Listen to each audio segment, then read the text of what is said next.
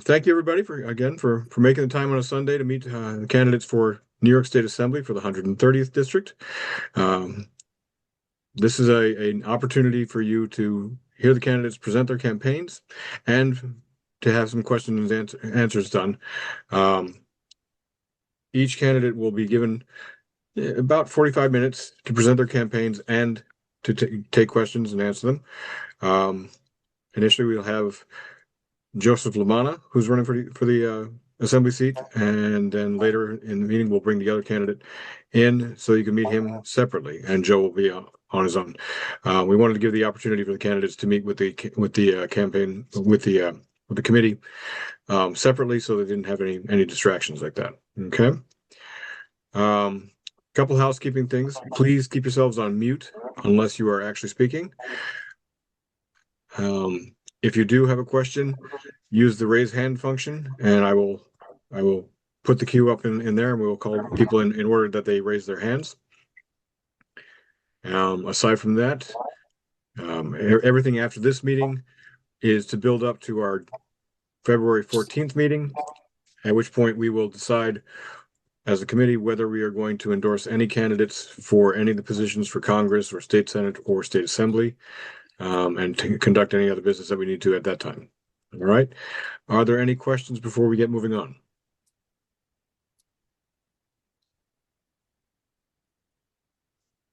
All right. So seeing none, I'm going to turn it over to Joseph Lamanna, who is offered to step up and serve us in the New York State Assembly. So Joe, go ahead and take it away. All right. Well, thank you, Scott, and thank you everybody for giving me a few minutes today. I really appreciate it. Can you hear me? Can everyone hear me? Okay, Scott? Yes. Okay, very good. Well, again, hello everyone. As you probably know by now, I'm running for New York State Assembly, District 130, and I'm asking for your support to be the party's designated candidate. I want to talk a little bit about why I'm running and what I believe we can accomplish together. But first, I just want to give everybody a little bit of an introduction of who I am and my background and my past. So first of all, I came to this country as an immigrant at 6 years of age. My parents immigrated legally, by the way, to the United States back in 1966. I was 6 years old, and I became a U.S. citizen a few years later. I started my career. I had a Sunoco service station when I was about 20 years old. I started a business in Liverpool, New York. I resided the majority of my life in Syracuse. So I had the Sunoco gas station. After that, I was hired as a machine operator at a Chrysler facility in Syracuse, which is now closed. New Process Gear was the name of the establishment.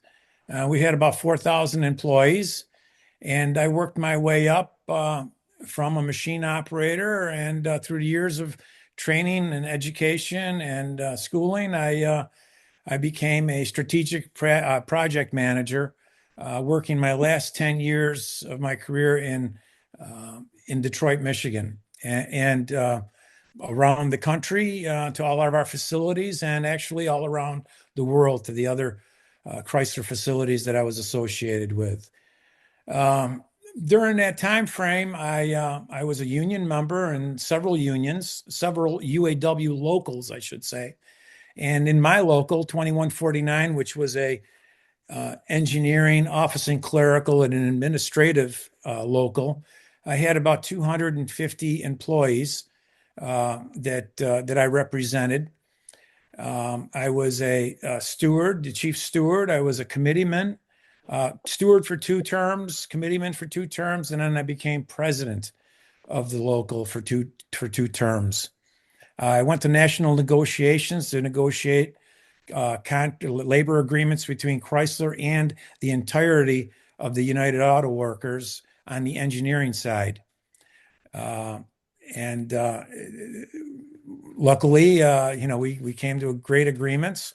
And while my tenure in the locally here at Syracuse, we negotiated several labor agreements between the facility itself and the employees.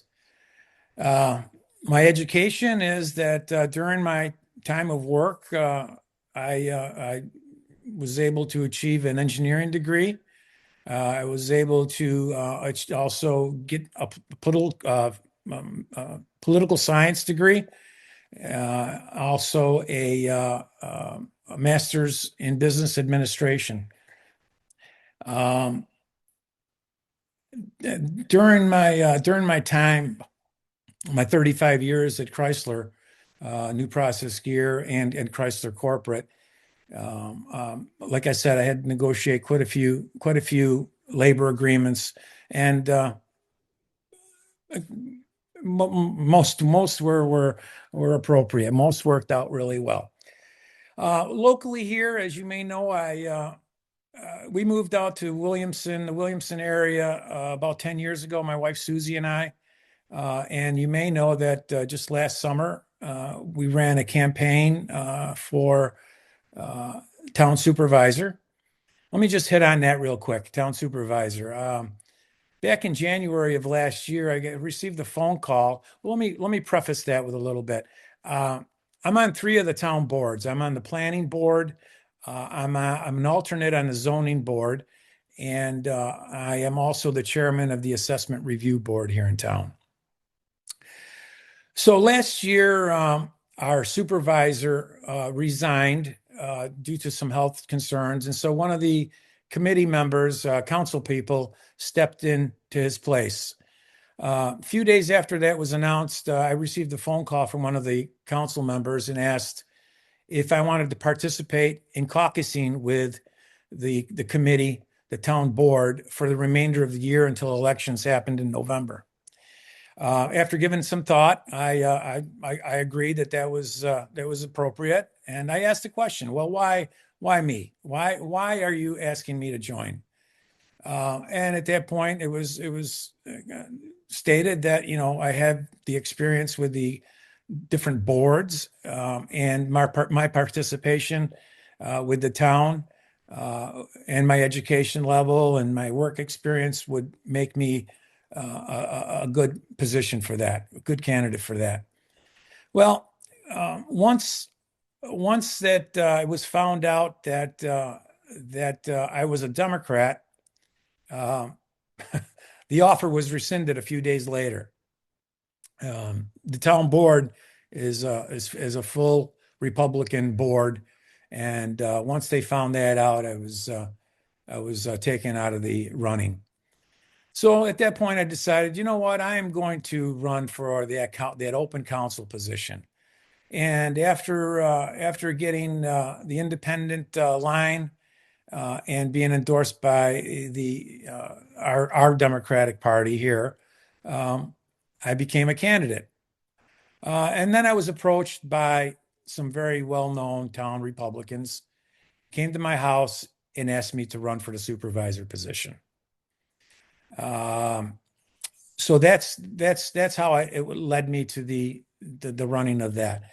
The campaign went very well, not as well as we would have liked. We lost by 106 votes, but within that campaign, we gained a lot of independents, a lot of Republicans, and our Democratic friends. So now that Brian Manctolo is not in the running, we decided that in order to assist the community, help the community, that it would be our opportunity. Our opportunity. When I say our Democratic Party, our committee, all of our folks in town and in the county, this would be an opportunity for us to gain some ground. One thing that I didn't mention, I'm also a volunteer firefighter here in the Pulteneyville Fire District. So let me get into that's a little bit of my background. And right now I'm gonna get into our some of the issues. Our district is facing a lot of real challenges. Small businesses trying to stay competitive.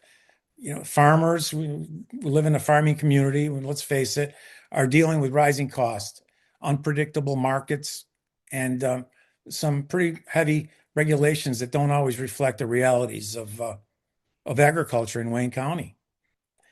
Students need stronger pathways into the trades, technology, and local careers, so they don't feel like they have to leave the region to succeed. Leaving the area to find better jobs or housing. So that's one thing we really need to focus on. We're dealing with housing shortages in some towns, and aging housing stocks in others. Our infrastructure, our roads, our bridges, our broadband, water systems, that needs some serious investment. Some of you have heard that Williamson is on a water restriction schedule now because of our pipes have frozen going out to the lake. Well, that was one of my agendas during my run for supervisor, that we are in desperate need of a new water tower, which was decommissioned a couple of years ago. And the pipe going out to the lake needed to be extended and deepened. That was one of my initiatives and one of my goals. And here we are in a situation that we're in today. So, these aren't abstract issues. They're things we hear about every day from neighbors, business owners, teachers, and local leaders. And I want to be honest about something that many of us, I think, feel. Wayne County has been left behind. When you look at where state funding tends to go, a huge amount, a huge portion of it ends up in downstate, especially like in places like New York City. Meanwhile, rural communities like ours are fighting for every dollar to improve roads, expanding broadband, supporting agriculture, and strengthen our local economy. I'm not saying that those communities don't have needs, but our needs matter too. And we deserve someone in Albany who can actually advocate for us and make sure we're not an afterthought. With the state legislature controlled by Democrats, our district needs someone who can work with leadership, get into the same room where decisions are being made, and bring resources back home. Our current assembly member, Brian Manctolo, because of his Republican affiliation, simply hasn't been in a position to deliver the level of support that our communities need. That's not a personal criticism. It's just the reality of how Albany works. That's the way it is. My approach is going to be a little different. Some of you saw that in the Williamson supervisor race last year. That campaign was run in a nonpartisan fashion. It was community focused, and it earned support from across the political spectrum. People responded to that because they wanted a solution. They didn't want the drama. They want someone who listens and works with everyone of all parties. That's exactly what I want to bring to Albany. Here's just a couple things that I think are very important. Broadband expansion, so families and businesses in rural areas, they're so that they're not left behind. Support our farmers with policies that reflect the realities of the agriculture here in District 130. As we know, it's a large farming community. Push for infrastructure funding that actually reaches the towns and not just the big cities, as I just stated earlier. Workforce development needs to be strengthened so that students and adults can train for good paying jobs right here, not having to leave the area. Housing solutions. We need practical solutions that that fit the character and the needs of our communities. We also need to support small businesses with grants, incentives, and programs that grow and hire locally. These things we can accomplish with the right representation. And I believe that my experience, my background in the strong committee that we've built give us the best chance to win this fall and finally bring home the progress that this district deserves. I care deeply about Wayne County. I believe in what we can build together. So in closing, I'll just say this. I'm running because I believe Wayne County deserves a representative who shows up, who listens and fights for us. Someone who understands our challenges, believes in our potential, and knows how to work with Albany. We need to actually, so that we, actually can deliver results. I'm ready to do that work. I'm ready to bring resources home, and I'm ready to make sure our district isn't left behind. I'm proud of this community. I'm committed to it. And I would be honored to earn your support as our party's designee. Thank you again for your time and everything you do for Wayne County and the Democratic Party. On another real quick note, you may or may not know that this past Tuesday I was endorsed by the Webster Democrats. And now that I have their support and their commitment, that's at this point I'm asking for your support. I'm asking for our county's leaders, committee members, for their support. I would like to attend all of the town committee meetings. So please, if you're having a meeting within your town committee, if you could get a hold of Mary Rehor, she is one of my advisors. She's my alternate campaign manager, and I think at this point, I think I can take questions. If there's another thing that's been on my mind, this whole immigration issue. What's going on is not right. It's morally wrong. It's wrong not only for the Democrats, it's wrong for all parties. It's wrong for this country. Yeah, we need immigration laws. We need immigration laws that work, that are negotiated, with all our representatives. But let's face it, what's going on is just morally wrong, folks. And that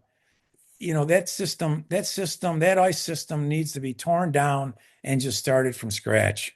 We do need an immigration system, but this one's not it. I just wanted to throw my 2 cents in on that one. But at this point, I'd be happy to entertain any questions or concerns that you might have. Okay. So I see our first question from Stephen and Danny. Hi, Steve. Hi, Danny. How you doing? Hi, Joe. Hi, guys. So my question first. Sure. So you ran your town supervisor campaign courting Republicans and did not have a strong Democratic showing. And then the initial launch of your assembly campaign calls your campaign nonpartisan. So why not run as an independent and not a Democrat? And then my question is really, what current GOP policies do you support? And more importantly, what democratic principles are you willing to compromise to win their support? Well, thanks for the question. First of all, I am going after the independent vote. I will try to get enough petition signatures in order to go after the independent vote. That is a priority, I think, in order to win the seat in a very Republican town. I think we need that horsepower behind us. Your other question, as far as what GOP policies I support, not very many. Not very many at all.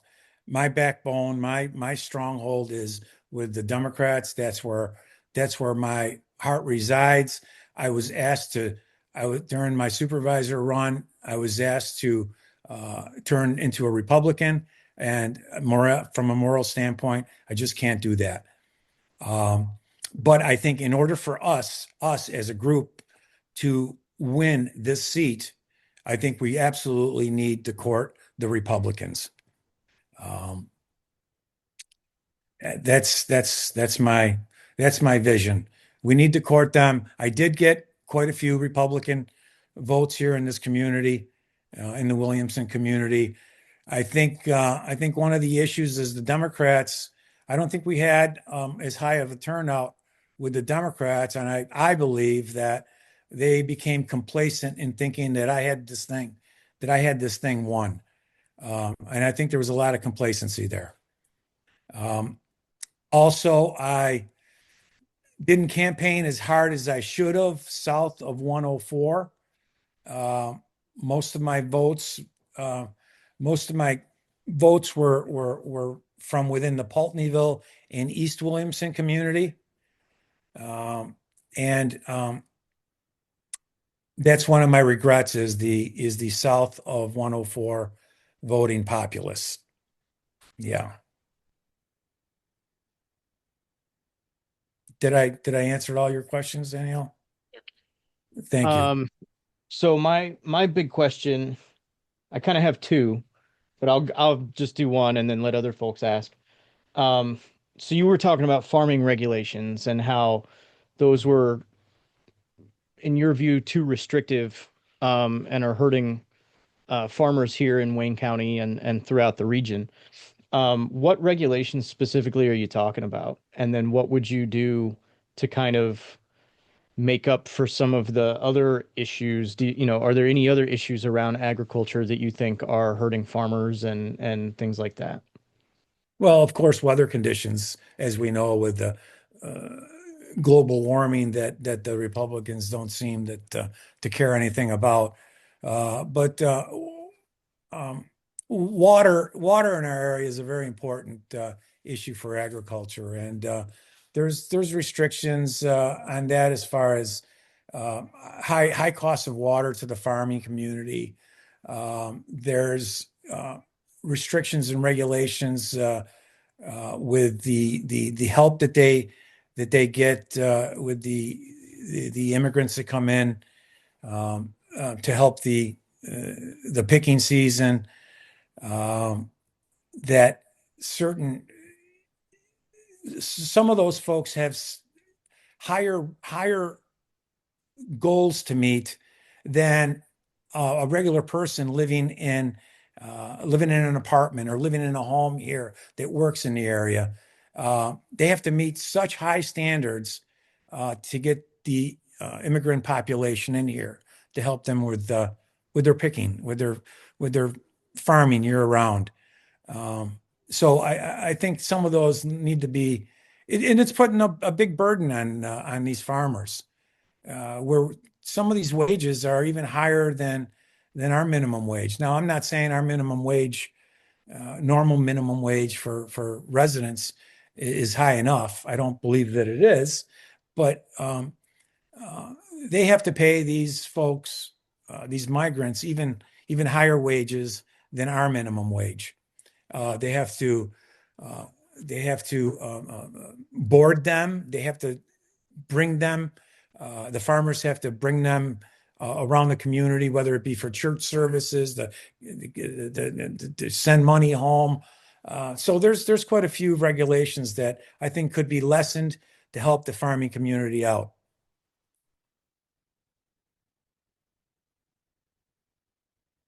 Is that okay, Steve? All right. Other questions?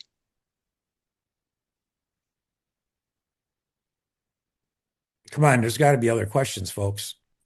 Go ahead, Judy. Oh,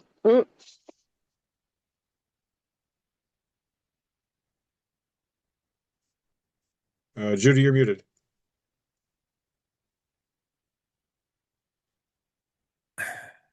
Judy, you're muted.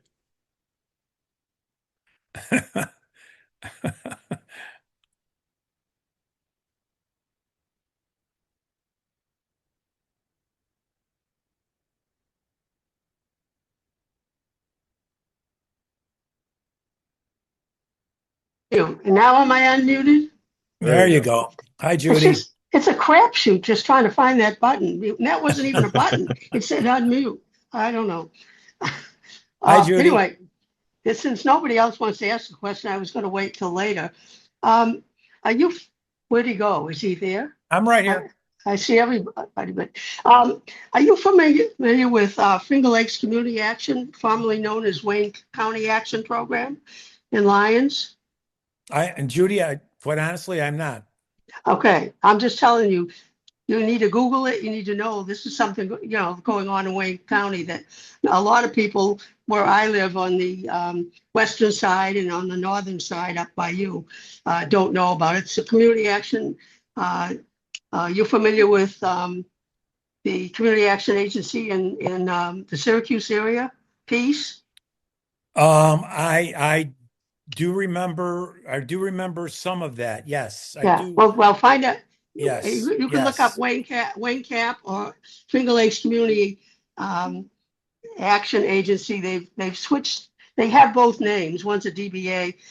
They switched because their funding is including many of the counties south of us. So look that up because you need to know some of what it is. A lot of other things, including the community schools system that just lost the money. You need to know about what's available, because if you're talking about stuff that's already available, you would want to enhance it rather than have it available, but when it's already available. So look it up and Judy, other things. I will look into that definitely. But let me tell you, I've been attending all of the county supervisor meetings since beginning of last summer, and I'll continue to attend those, and in my future correspondence with everybody, I will inform folks of what Good. what we feel is appropriate for our party and for our values and our concerns. But thank you, Judy. I will definitely look into those programs. And I am a Democrat, obviously, and I ran for office in Walworth and won once and lost once, so I know what that's like. So you got to go out door to door, and it's harder if you're running for the assembly, and you got to meet a lot of people. But anyway, I just wanted, I just know because I live out here that people don't know about those, in the programs that they run for people. So anyway, that's my question at this point. Judy, I just want to reemphasize that, in order to achieve our goals here and getting me into office, we really need to come out as committee members from each township. We really need to organize and get me out there. And they're done start talking to people. Oh, boy, we've got our work cut out for us. Yeah, and I agree with you that we need a Democrat in there. I know Brian because I worked for Wayne Cap for 33 years. And they're at a lot, people don't realize that they're not being represented as well with a Republican as they would be with a Democrat. So I'm glad you got the Democratic, and somebody got the Democratic in Webster, but it's a hard uphill climb in this community. So the more you know about it, if you meet people that have used that agency, then you could talk to them about that and more and what other people need and that thing. So that's my 2 cents. Thank you, Judy. Appreciate your time. Appreciate your questions also. Go ahead, John. Hi, Joe. I was John, just good afternoon. wanted to ask you, are you going to participate in New York's public finance program? I am. Yes, I have submitted my paperwork. I spoke to them several times this past week, and it should have been my filer ID and paperwork should have been in the mail Friday.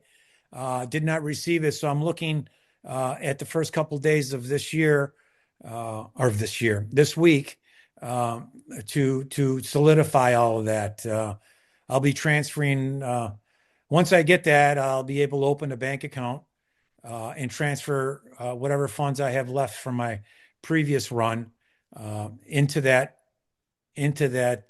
kitty, and we'll work from there. But that's a very it's a great program, as Scott knows. For example, for every $5 contributed by an individual, $125 is matched by the state. So yes, John, and if you have any insight that you can help us with on that, all help is appreciated.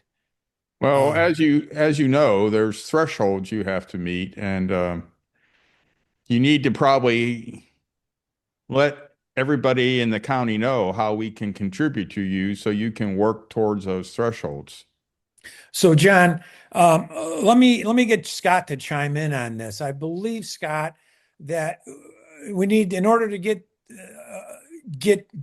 into that program, you need to achieve $4,000 in donations and from 75 individuals. That would total 4,000. If there's anything incorrect there, Scott, please chime in. No, that's correct. It's 75 individuals from within the district, so it has to be from within the 130th district. So only Wayne County and the town of Webster would count towards that. And I believe that needs to be achieved by. I don't have my paperwork ahead of me, Scott, but in front of me. Well, you've got all year to achieve that goal. It's just that the money will start getting distributed starting in April. If you haven't achieved that goal by the March periodic report for them, then you won't get any money from them in April. But you still got opportunities to get it throughout the year. But you have to make sure that all of your filing requirements have been done by February 23rd. Yes, and Scott, correct me if I'm wrong on this one. If it turns out that we have to go into a primary, I believe that those are two different segments. The primary contributions versus the regular run. Am I correct in saying that? Yes. So, I mean, you don't have to requalify for each cycle, but so once you qualified, you're qualified. But you can get a maximum. I think for the assembly, it's 175,000 maximum from the state per cycle. Okay. Thank you, Scott. Ellen, go ahead. You're on mute. You're on mute. I have a question, Joe, that's really more of a strategic one that I've thought about before. The two communities in broadly, Wayne County and Webster, that you're going to represent, to me, represent very different challenges and needs. So when we talk about lack of growth in Wayne County, lack of businesses, a lot of things, they're really sort of the opposite or not quite the same actually in Webster.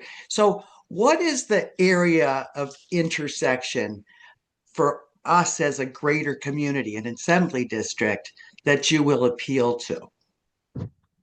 Well, Ellen, thanks for the question. I think you're correct in what you just stated, that I think the issues might be slightly different between Webster and Wayne County.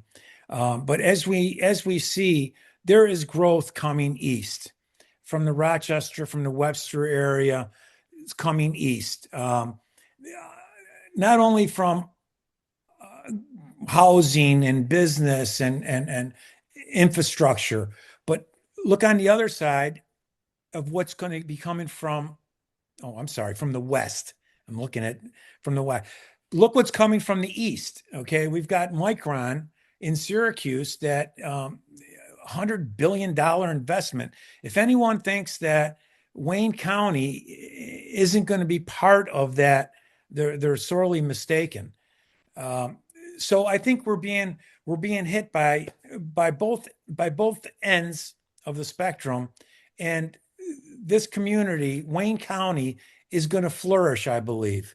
Yeah, I think it's going to. We need to take advantage of what's coming our way. What is it? Fairlight just about to open here in the, I believe that's the village of Webster. I don't think it's the township of Webster, but still. And I think they're in the reason. One of the reasons, obviously, is the lake, access to water. But I think another issue is that they are going to be in direct competition with Mott's. I think that that is another reason why they've located where they've located. So yeah, I think the discussions need to be tailored both for Webster, which has about 40,000 voting populace, and our county, and Scott, correct me if I'm wrong, but we have about what, 85,000 voting population? Is that about 90,000. right? How About many? 90,000. About 90,000. 90,000. Yeah. Yeah. So they're going to be a big part of this. And I'm excited and humbled to have gotten their support, overwhelmingly support, last Tuesday. So yeah. So Ellen, thank you for your question. I don't know if I've answered everything appropriately, but Thank you. Yes, you have. Thanks. thank you, dear.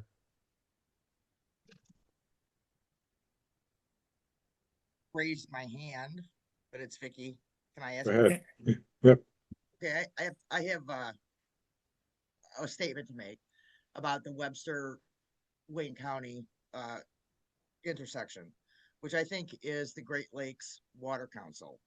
I think that that's a commonality between both of these areas to protect the Great Lakes, both from pollution and from data center abuse. That's one of the things I think is common between the two areas. I also think that the utility costs is something that you need to look at, Joe. I looked at it, or I looked it up earlier in a response to somebody on a Facebook post or something, but Ibderolo was bought out by somebody else, but they made something like 75% more profit this year than they did 2 years ago. They're making enormous amounts of profit. They're charging people through the nose for utilities. I know that there are other states and communities around the country that are putting caps on the money that utilities can charge. And I was wondering if that's something that you're going to be looking at. Yeah, Vic, that's gone out of control. Thanks for the question, but that's gone out of control. I was just looking, just received my December bill about a week ago, and I was comparing it to my December bill for last year. Now, the average temperature was identical between the 2 years in December, but my bill was over $100 more. So the rising cost of whether it be, electric service or natural gas, I mean, we're being taken advantage of. And again, whether it's just locally, I can't believe it's just local here. It's throughout the state. The public committee there, energy committee, they need to have reins put on them, and have someone who will speak up for the community, speak up for the people, and say enough is enough. Our cost is unaffordable, especially for the elderly. I mean, it's just, they can't keep going. We can't keep going the way we're going. So yeah, we all have a vested interest in keeping not only our taxes, but our electrical rates, our gas rates, to to a reasonable amount. Without these companies, as you stated, Vicky, just making exorbitant amounts of profit and not reinvesting. And and one more thing, solar and wind are here to stay. Electric vehicles are here to stay. So, get on the train, or because it's leaving, get on it, or be left off. But those things are coming. So for anyone that feels that, internal combustion engines are going to be around forever, it's not going to happen. We've got to really, we lost. I was thinking about solar panels this year, but now that the incentives are gone, I mean, why invest in that? And that puts people out of work too, because this solar and wind are our future. I'll leave it at that. Vicky, did I answer your question? Yes, you did. Thank you. Thank you. Okay. It's 1:45. Are there probably got time for one more question if anybody's got it? Keenan's got it. Sorry? Keenan. Keenan. Oh, Keenan. Go ahead, Keenan. Thank you. Joe, the larger question I have is, can you just kind of sketch out for us what your strategy is for winning in November? Broad brush approach, how you plan to do it. Thanks, Keenan. Thanks for the question. Yeah, so I think Ellen mentioned, that I think we need to look at two different strategies, slightly different strategies between Webster and in Wayne County. Webster is going to play a large part in this campaign. So again, I need to tailor my thoughts and responses to both, to appeal to both. I think getting on the independent line is going to be a big issue. Along with that, being able to bring in some Republicans into the fold by being nonpartisan. The Katie's, I think, have a little concern about me kind of being more of a moderate. But let me tell you, my heart is with the Democrats and our beliefs. Okay, we can't, if we want to win this, we can't veer too far to the left. We're not going to veer very far to the right, but we really can't veer all the way to the left. So I'm appealing to the Working Families Party for I have a meeting with them.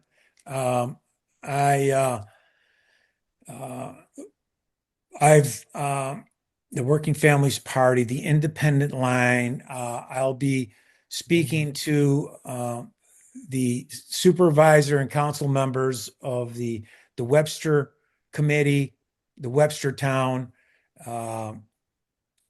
There's just so much, Keenan. My head is just exploding with so many things that we really need to do to appeal to everybody. We've put together a great team, I got to tell you. We have an attorney that lives in Webster. She works out of New York City. She's going to be my campaign manager. We have let me just see here. Joe, yes. I did want to clarify too, like, we're not at all concerned that you're a moderate. We're concerned that you're asking the Democratic committee to support you when I don't feel like you have a clear plan on how you're going to appeal to Democrats. Well, I think just abiding by our principles, by what we truly believe in. I think that should suffice. my thoughts, my preferences, my goals are, I believe, the same as most Democrats within the county. Um, that's that's my thought. That's where my heart lies, is with the Democratic community. So just we have just, I don't know if I've answered that, and to Stephen. Yeah, I Did think she you want? have, and we should probably talk more about that later on. Yeah. Well, that's There's a why we lot have a ahead of you. team. That's why we have a team, and I'm asking for the support of the entire Wayne County Democratic Committee to help us in achieving these goals, our democratic principles, our goals. As I was stating, we have a campaign manager who's an attorney, lives in Webster. Um, she's a compliance attorney.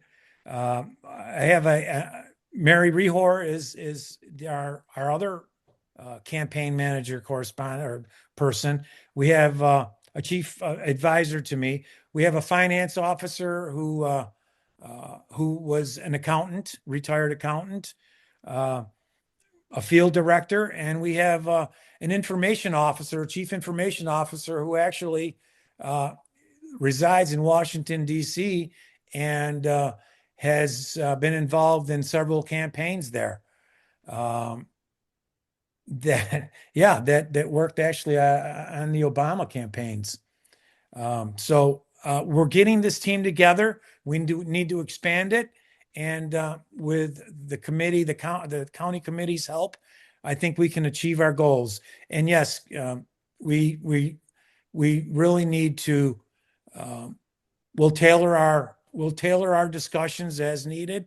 But I'm in this to win. I'm in this to win and to bring this thing home for our community. That's where I'm at, folks. So again, I would like to participate and join all your town committees, so we can have discussions, so I can get a better feel of each and every town's issues, priorities, and problems.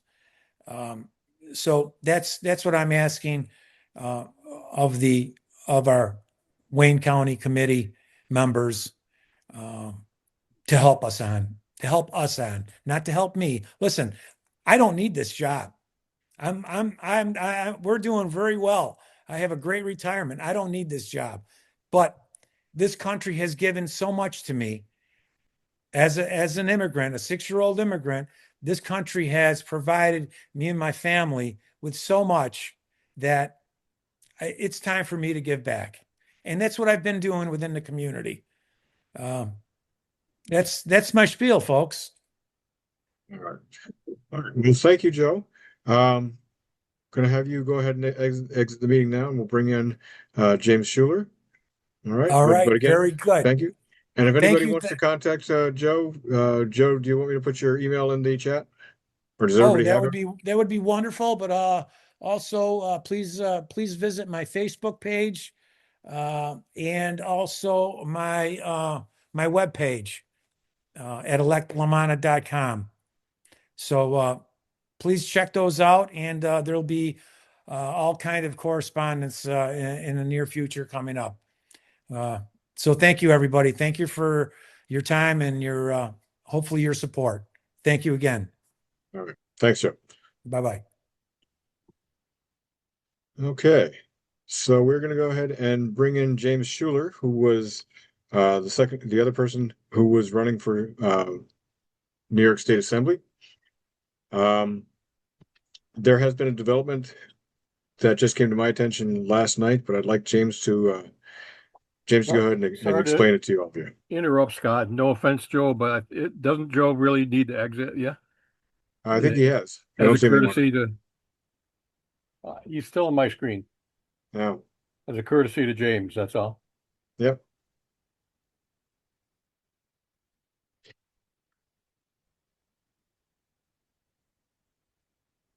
Think he's gone now?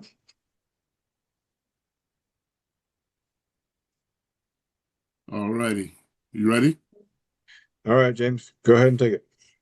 First and foremost, I want to say thank you all for all your support and for giving me time to speak with you all. I want to go back to the beginning. I came into this idea of running for office because I didn't want to build a political resume. I wanted to. I believe that I believed and I still believe that our district needs representation that's rooted in real life, and it's not just about parties and all that kind of stuff. I ran in the beginning because I wanted to be that voice and bring the work that I do to Albany and start making the changes that we needed, and here not just around New York State but here in Wayne County. I had a lot of things that I wanted to do, and I've been busy. I've been busy, and I got a lot of opportunities, and I have a lot of personal stuff going on, and I'm still trying to work through.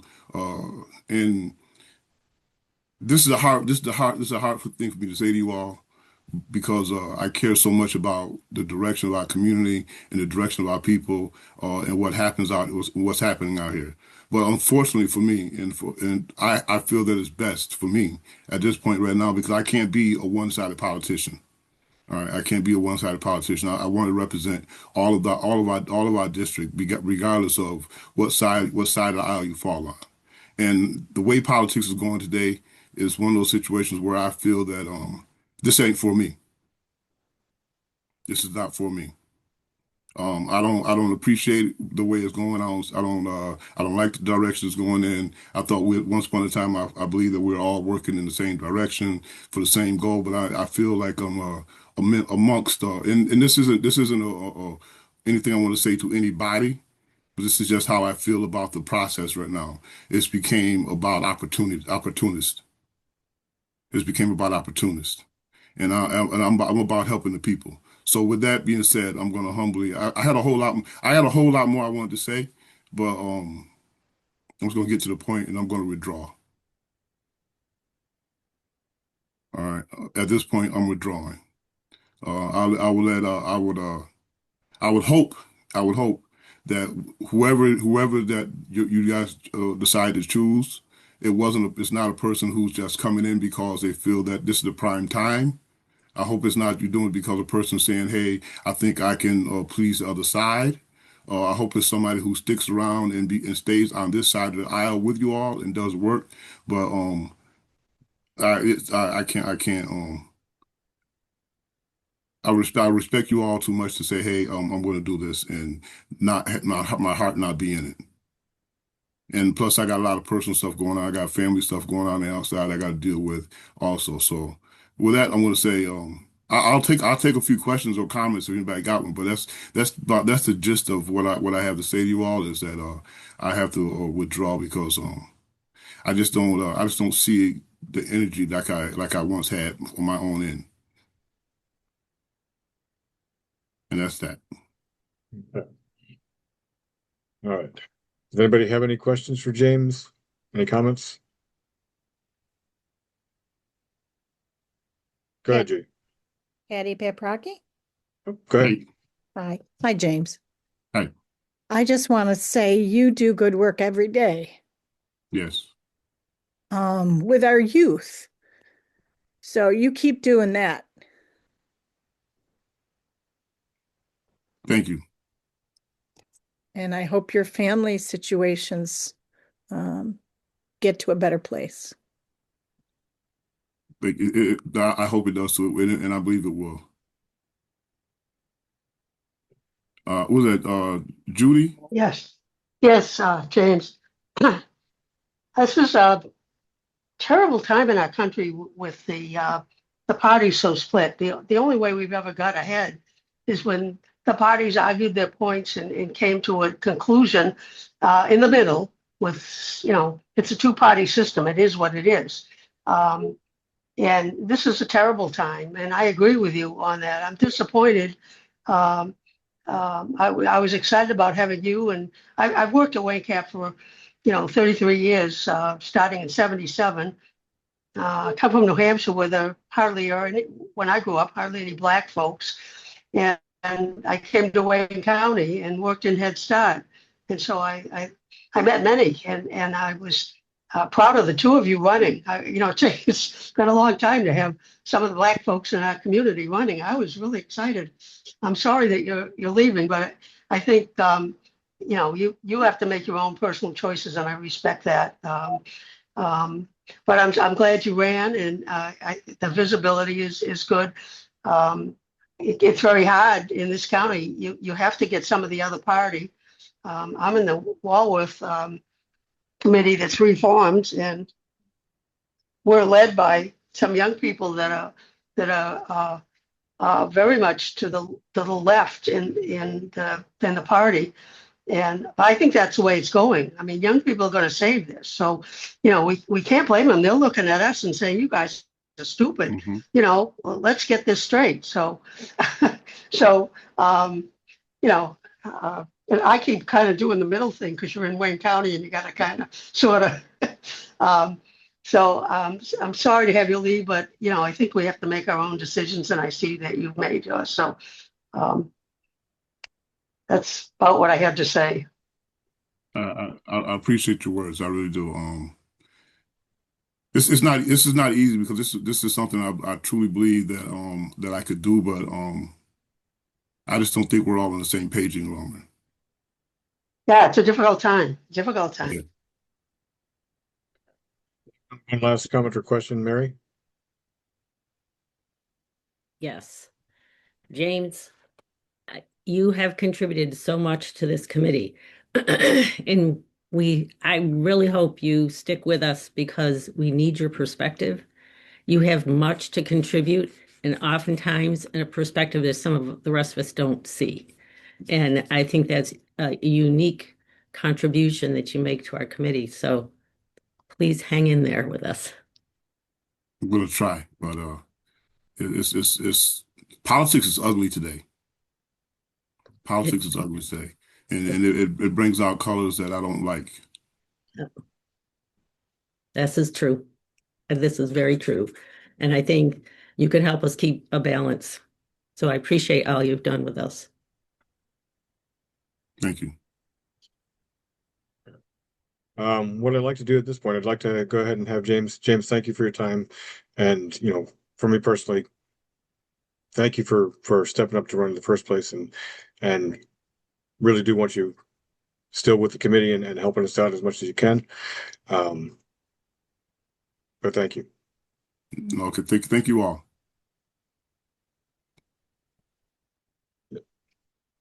Now, one final bit of business. James let me know this last night that he was going to be withdrawing from the race. Another person from Webster is going to run instead.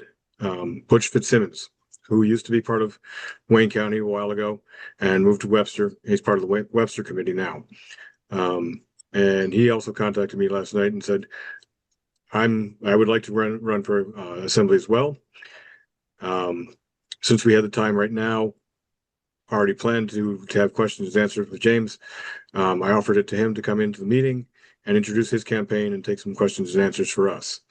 I think it's important that we meet with anybody who wants to run at this point. So I'm going to let Butch into the meeting right now and let him introduce his campaign. Okay? Any questions before I do that? Go ahead, Judy. Joe said that the Webster Democratic Committee just backed him. And so is that a done deal? Their designation process is a done deal. They had that one meeting that they do their designation. Yeah. Butch had not decided to run at that point, so he made his decision after. So he can't get designated by Webster, but he'll still try to get some support in Webster as he can. But he's also looking for our support as well. And you said something about did he used to live in Wayne County, or what was that? Yeah, he used to live in Wayne County. Whereabouts? I actually don't know. Okay. Keenan might know. He lived in Sodus. Sodus Point. Yep. And what is his name? Butch Fitzsimmons. Fitzsimmons? Yep. All right. Butch, welcome. Thanks for coming in. Hey, good afternoon. How you doing? Good. Giving everybody a really brief introduction into the situation and how you're stepping up to run for assembly. And at this point, I'd like to get you to go ahead and present your campaign, and then take about 5 or 10 minutes to do that, and then we'll take some questions after that. Okay. Sounds good. All right. All right, ready? Go ahead. Remember you said brief. All right. Hey, hello everybody. Thank you for this opportunity to share a bit about myself, seeking the Wayne County Democratic nomination for Assembly Member 130th District. Having run twice for Monroe County Legislature in Webster Penfield District and performing well, not only with Dems, but also with Republicans, independents, working families, and those with no party affiliation, I had been asked to originally contemplate running for this office. My efforts in both of those prior campaigns brought me to about 7,500 registered voters' doors. I did not follow local party's directive to just go to Democratic doors and avoid the areas where people of lesser means resided. My wife and closest advisor, Jennifer, and I discussed it thoroughly and had initially declined the nomination as we hoped that a strong candidate that held similar stances as ours was, well, frankly, this comes from Jen, was hoping for someone younger would step forward. After the Webster Democratic candidate designating meeting, Jennifer expressed her concern that neither of the candidates seemed to have the potential to win in this assembly district, running as a Democrat in the current political climate. Jen then encouraged me to run. I agreed and proceeded to request the opinions of others whose opinions I respect, as they would need to build a team and a committee and plenty of grassroots support for a robust campaign effort. What followed has occurred in less than a week. Several people from Wayne County and Webster have said they will join our effort. Multiple people on the Webster Democratic Committee have expressed their continued support, as they had previously asked me to run. A few had even voted for me at the designation meeting, even though I had declined such efforts. They wished I had spoken up earlier. Trust me, when I shared with them that I was doing this, I heard it, okay? But understand that this is an important decision and shouldn't be taken lightly. Quite namely, I needed my closest advisor there, all right? And immediately following these discussions, I contacted both James Schuler and Joe Lamanna to advise them that I was going to throw my hat in the ring. We now have members of on the team from both counties, to include support of several members from Metro Justice and several local unions. And here's a bit about me. Here's some background that hopefully will help you understand who I am, what I've done, and why this is important to me. I was born in the old Sodas Hotel and graduated from Soda Central. As a youth, I grew up milking cows, baling hay, shoveling cow manure, trimming, planting, and picking various fruit trees, as well as planting and cultivating muckland for various crops, oftentimes working side by side with migrant workers. Upon graduating high school, I went immediately into the service, where I earned several honors and awards. I missed Vietnam by 13 days. I thought I had missed something. I did. Instead of Vietnam, I was sent to Panama, where I spent 18 months. When we played war in Triple Canopy Jungle, I started to learn. It was then I witnessed PTSD before anybody labeled it as such, and I was working alongside many young men who had actually been to Vietnam before being deployed to Panama. I heard some men say, "Get yourself together, be a man, pull yourself up by your bootstraps." I saw men who, when they heard some noise in the jungle, they completely became unglued, highly defensive and aggressive. Dangerous stuff, and in the process, some people were hurt. I knew they were men, and those slogans, they meant nothing to me. I later learned in conversation with some of these men, they had actually flashed back to a time when they were in the jungle, that the events that followed were life-threatening. There is more to share about this, but at another time. After leaving the service, I used the GI Bill to get an education and purchased my first house, ultimately moving to Sodas Point. While in that community, I was elected to the planning board, where I worked on a master plan and a waterfront revitalization plan in the vision of improving Sodas Point. For me, the piece was Wayne County claims Sodas Point is its jewel all I saw was a diamond in the rough. That's why I started to get involved, because Sodas Point needed some help. At that time, none of that plan was implemented. We did get it passed through the community, but none of it got implemented. And since that time, parts of it have been implemented, but in a much reduced fashion. The aim was to preserve housing while improving business opportunity, relying on tourism and community infrastructure improvements. Why was that important? I ran as a Democrat back then. The businesses were 5% of the population, and they paid more than 30% of the taxes. So if you helped the local businesses, you were helping yourself out as well. I also became Soda's town Democratic leader, had a business at the Point, was an assistant Boy Scout leader, a Pee Wee and high school wrestling coach, Little League and Babe Ruth baseball coach, worked with several others to start a Soda Soccer Recreational League, and was a junior high science Olympiad mentor for the Soda Central team, led by teachers Bill Hantz and Bill Lesniak. My responsibility was for all the engineering projects. If you know about Science Olympiad, then you know it is a flat system where all schools compete against each other, no matter their size.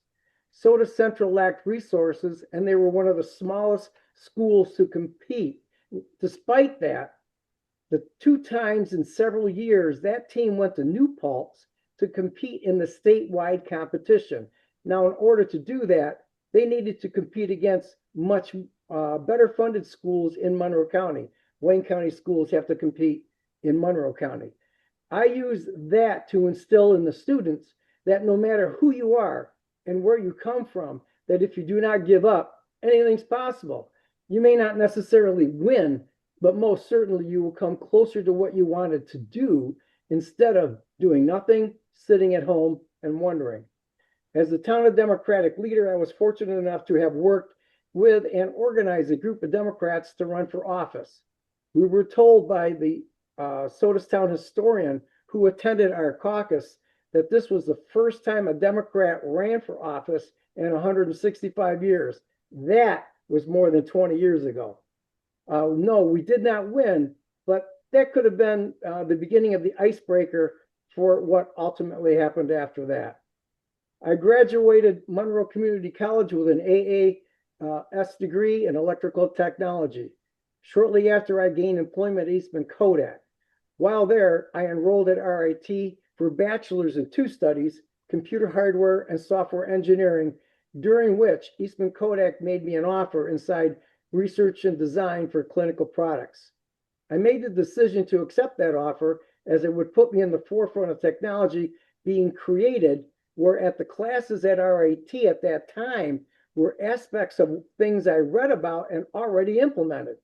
At Kodak, I was very fortunate to have been part of several research efforts, such as integrated design and manufacturing laboratories, where I received my first co-patent, the LVI, a local vehicle interface that enabled mobile and fixed robots to communicate. Then I moved over to health sciences, where I ultimately had North America as my territory.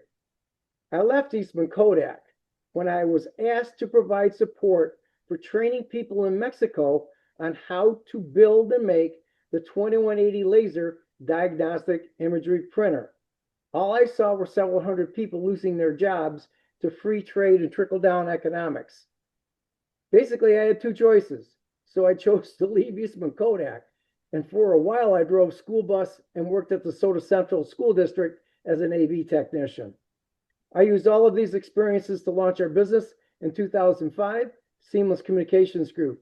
First, mainly for my own research purposes, which ultimately led to multiple technical patents and software copyrights.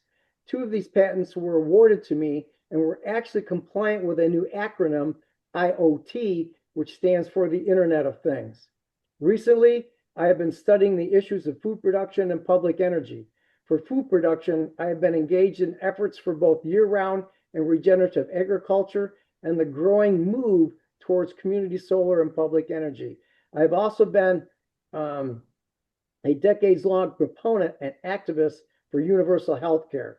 These 3 efforts in particular propose serious opportunities to improve quality of life while significantly reducing costs.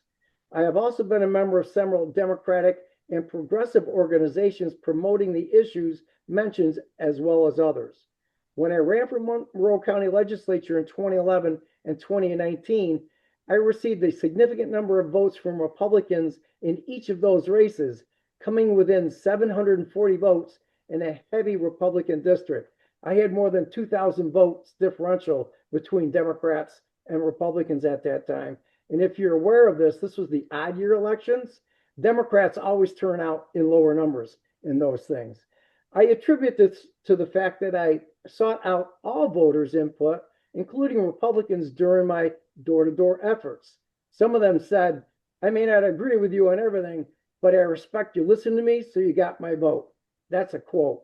In both instances, I had the WFP line providing These three efforts in particular propose serious opportunities to Hey, improve Siri's quality of life listening, so while everybody significantly hide reducing yourself. costs. I've also been a member of several Democratic I and progressive received organizations more promoting votes. the issues.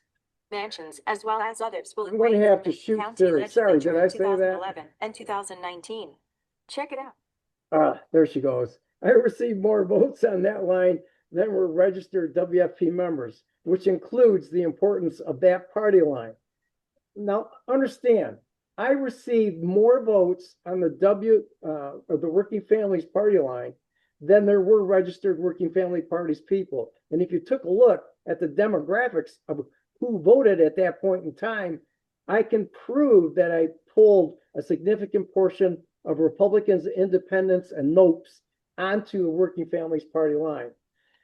My long-held belief is the following, and I sum it up into four things, and I share this no matter where we go, that we all of us have four common similarities. We all need a roof over our heads, food in our bellies, a sense of security, and the belief that if you have kids, that the future is going to be better for them. I challenge anybody to challenge me on those four commonalities I believe everybody has.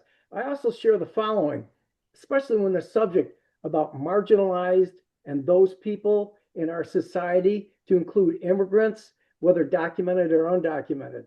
And this is what I've shared with people campaigning and still to this day. Please share with me the factual information that demonstrates that those people who have no money, no political power, are the root of the problem. To this day, no one has been able to provide such information because the facts contradict the well-funded propaganda. Look, thank you for the time to allow me to spin your head and to complain at Siri. I appreciate it. Please ask me any questions you may have.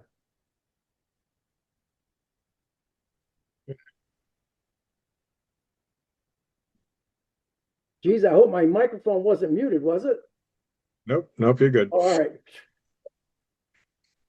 All right. Has anybody got any questions for Butch? Please use the raise hand function. Go ahead, Stephen. Hi. So, one of the things that we hear pretty consistently from Democratic candidates these days, especially here in Wayne County and Western New York and the Finger Lakes region, is plans to appeal to independents, plans to appeal to Republicans. And for what it's worth, I think that's great. But what I don't hear a lot of, and what worries me, is I don't hear a lot of plans to repeal to Democrats and to get out the Democratic vote. A common refrain that my wife and I have been harping on for a while now is that we would go knock on doors and we would say, hey, we're from the Wayne County Democratic Committee. Or later on, once we restarted the Walworth Democratic Committee, hey, we're from the Walworth Democratic Committee. And people were flabbergasted that there were Wayne County and Walworth Democratic Committees. They were like, I didn't know that there was such a thing. They're like, well, I'm the only Democrat in the neighborhood. And I'm like, you're really not. And I think that presents as a problem because we spend a lot of time seeking independent voters and Republican voters and ignoring what I would think of as low-hanging fruit, which is Democrats who are going to want to vote for you anyway, but may not even realize that there is that opportunity. And so I guess my question was just, what is the plan to engage with Dem voters? That's a great question. And I want to take you back to my time in Wayne County, in the Wayne County Democratic Committee and the town of Soda's leader for the Democrats. That problem existed back then. And what we all decided to do was the following, which I still think you all are engaged in right now, and correct me, please, if I'm wrong. I still hear that there's a latent problem, what you just identified, Stephen. What we did was this, is that a bunch of us got together and we decided that we recognized the fact that what you just stated, that people don't know there's Democrats out here. Like I said, I did not recognize the fact until the Sodas Town historian stepped up at our caucus that this was the first time in 165 years Democrats ran. That's actually part of the issue I think you speak to.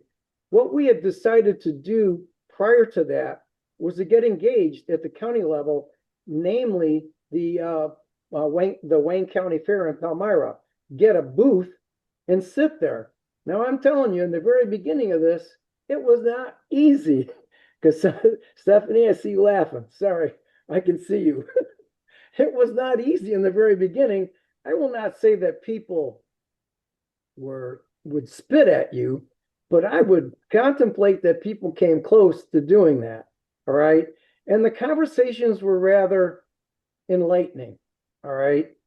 But if you can work your way through that conversation, I can start to parse down into those 4 things of commonality we all have. Now, that conversation, Pat, much to Jen's chagrin, my best supporter, is the common rule is when you do door-to-door stuff, no more than 5 minutes. Move on. All right. She's kicking me, and I'm there 20, 25 minutes, 30 minutes, because some of these issues, they're not bumper sticker issues. They're substantive issues that require conversation. If you, I challenge anybody on this. If you're aware or even think that these 4 things I said are common, I can branch off into a whole bunch of different things of economic development, social reforms, policing reforms, etc. And I can go into international issues with this. I'm really big on federal issues, by the way, global trade, economic, free trade, fair trade conversations, stuff like that. All right. But if you really think that any one of those 4 resonates with you, you can use them to drill down in through the conversation and find that commonality. So let me answer the other one, which I think is the most important part, if that answers that one question in general, the specific question about Democrats. This is called strategy, all right? There's 2 different things that I think you discussed, and correct me if I'm wrong. One is a global piece in Wayne County in general, which still sounds like it exists. I get that. It takes a lot of effort to get out there and to make it known that Democrats are there, and not just Democrats, because I am not what's known as a dino. And if you think of me as a Democrat, then I'm going to tell you all you're missing who I am, because I am not a Democrat. I'm a human first. I'm an American citizen, and then I'm interested in improving the greater good. Now, in that component, I have to reach out to all sorts of people. I've been members of some really huge, technical team efforts that spanned every state in this country and states overseas as well, and overseas nations, to as small as a 2-office doctor's office. And almost everywhere in between, it's the same piece.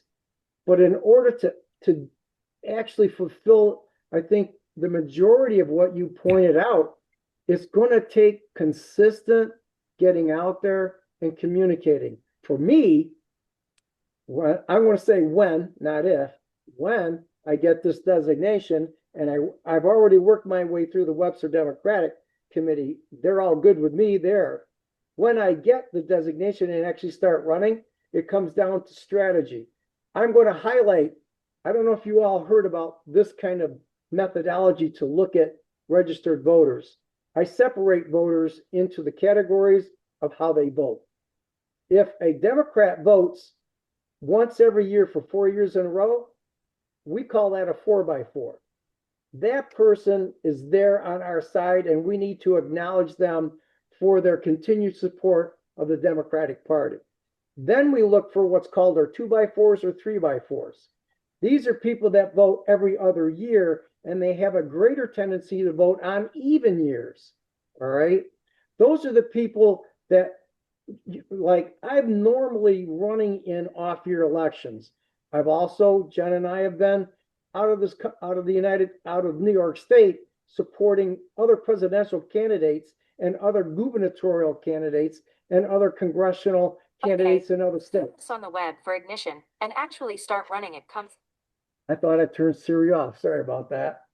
And in that process, we became aware of different strategies to impress thanks or to try to pull out support from other people. Because look, if you're a 4x4 Dem, correct me if I'm wrong. And I've been wrong a lot. All right. But if you're a 4x4 Dem and you vote all the time for Democrats, or you vote all the time and are a registered Democrat, you're going to vote for me. All right. That's a different mindset than somebody who's a 2x4. Now, I'll take that to independents as well. And Working Families Party, look, I love them. I've already filled out their questionnaire. It's done. I'm waiting to hear back from them. That's a small universe, but it's a valuable party line to have, as I found out, to give these 2x4 independents and maybe some Republicans to vote on that party line. Because look, Republicans won't vote for me on the Democratic line. There's just no way. All right. Why is that important? If you look at the entire universe of who's available to vote, there's not enough Democrats to win if all the Republicans came out and voted Republican and all the Democrats came out and voted Democrats. And this is not about appeasing them, because if you heard in some of the stuff I talk to people about, I challenge them on their inculcated beliefs on why they think those people are the root of the problem. And again, I don't suggest doing this unless you got a strong back and you got steel wool underwear, because sometimes those conversations go the wrong way. But nonetheless, it's a factual challenge to their emotional position. And those conversations take a while. So from the Democratic side, I hope I've explained that, how I'm going to go after Democrats. But I'm only, and to be straight with everybody, I'm only seeking 2 lines, Democrat and Working Families Party. That's it. But we will have discussions with other registered voters, and we will pick them out so that we can be prepared for what we think their positions may be. Hey, Nan, I just saw your face peek over the edge there. You just moved in the position. Sorry. I hope that answered your question. Thank you. Very good, John. Hi, Butch. Thanks for meeting with us today. I was kind of curious. What are your thoughts on public utility companies? I support public-owned utilities, and let me share that briefly why with you. I don't know if anybody here has played Monopoly, the game Monopoly. All right, that started back in the Depression era. It has municipal public utilities inside of it. Water, sewer, railroad was actually part of it, but that's a little bit different. Public utilities are needed because everybody needs it. It's like electricity. It's like now the internet. It's a requirement. I've actually started an effort here locally in Webster, and I'm trying to branch it out on, I call it TOWED, T-O-W-E-D, Town of Webster Energy Department. I've demonstrated that how if the town of Webster private or publicized, made public the energy production and transportation transmission of that electrical energy, in about 5 to 6 years, we can reduce the cost of electricity to Webster residents. Now, why is that important? Believe it or not, I actually pay more taxes here per thousand assessed than I did when I lived in Sodas Point. That's an important point here in the town of Webster. So what does energy production have to do with it? Right now, RG&E, who is our local electrical provider, they're owned by a foreign company. Before then, they were owned by another Spanish company whose name escapes me. At minimum, every dollar you spend on that corporate tax. Now, I'm clear about this piece too. Whenever you pay for something, whether it's a private corporation or a government entity, it's a tax. You pay a corporate tax and you pay a government tax.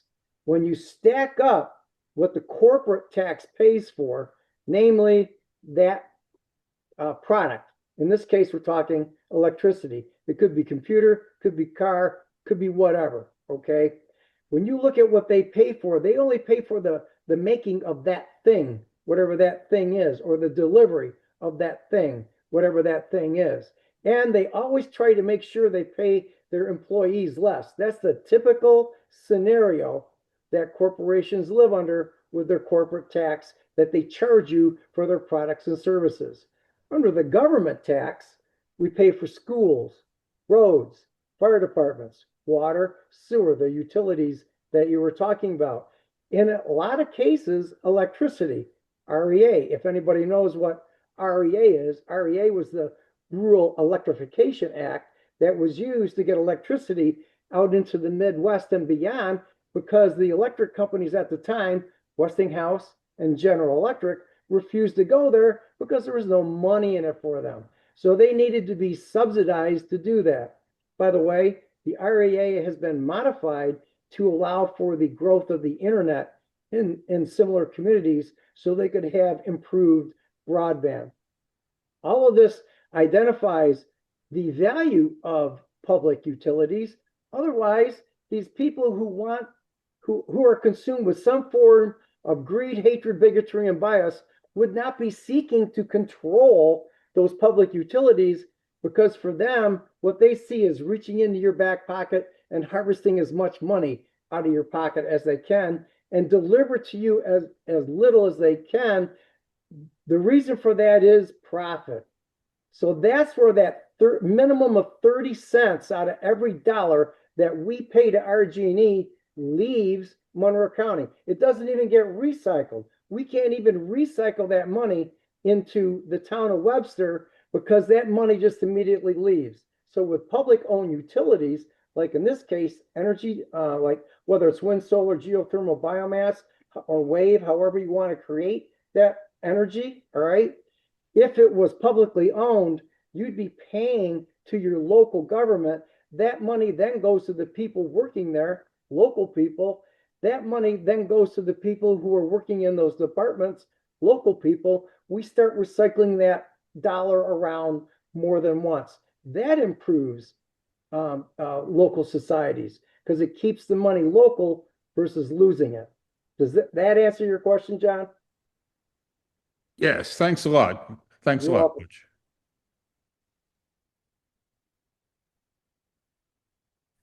Any other questions for Butch?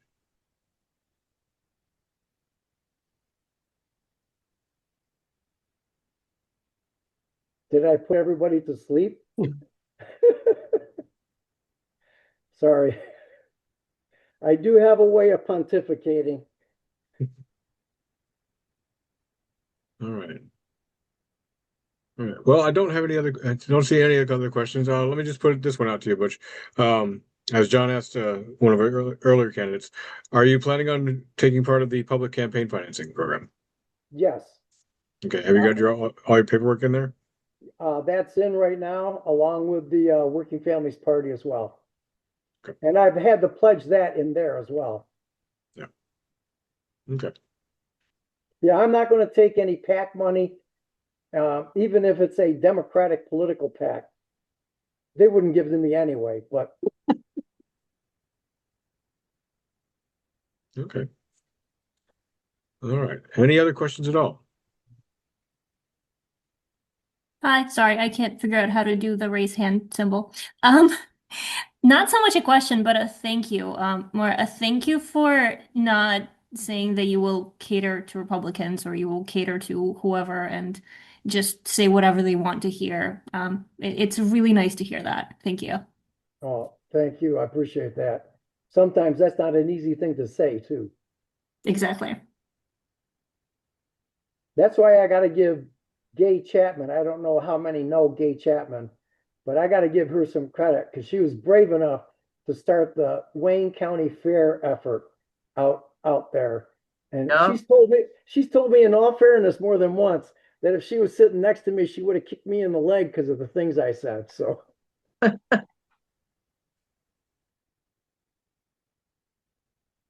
All right. I saw a hand up. I see one. Yeah. Stephanie's hands up. Yep, go ahead. She's muted. Yeah, okay. Oh, okay. Butch, I just Yeah. wanted to say that since our early days at the Wayne County Fair, things have gotten a lot friendlier. That's good to hear. Thank you. We had some good lunches at the Wayne County Fair, though. Those pierogies. Oh, yeah.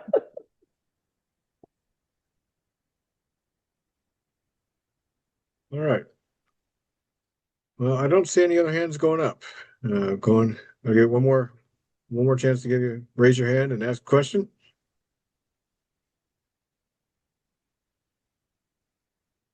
All right. Well, Butch, thanks so much for coming in and introducing the campaign. We'll be in touch. Just so everybody knows, the next step in this process is our next county monthly meeting, which will be on February 14th. We'll be bringing up the issue of whether the county is going to do endorsements for any of the campaigns for Congress or state senate or assembly at that point. Based on that vote, if the vote is that yes, we want to do endorsements, we'll conduct the elections at that point, and we will notify any winners afterwards. So Butch, we'll get back in touch with you after February 14th about endorsement. Okay. Sounds good. All If you right. got any questions, shoot them out to Scott. He'll get them out to me. Yeah, and I'll make sure everybody has your email address as well. That's all right. Awesome. Thank you. Yes. Okay. And Butch, do you have a campaign website or a Facebook page yet? Not at this point in time, but we will. And we're probably going to do exclusively website and YouTube video vignettes, they call them. Short 15, 30-second clips. Okay. That's going to Right. be our general direction. All right. So once that's stuff, I'll share that with the committee as well. Okay. All right. Sounds good. All right. Well, everybody, thanks again for participating on a Sunday afternoon. I think it was important that we heard from all the candidates now. And I have no doubt that this will spark conversations for people for the next 2 weeks before we meet. So that all being the case, I'll end the recording now, and thanks very much.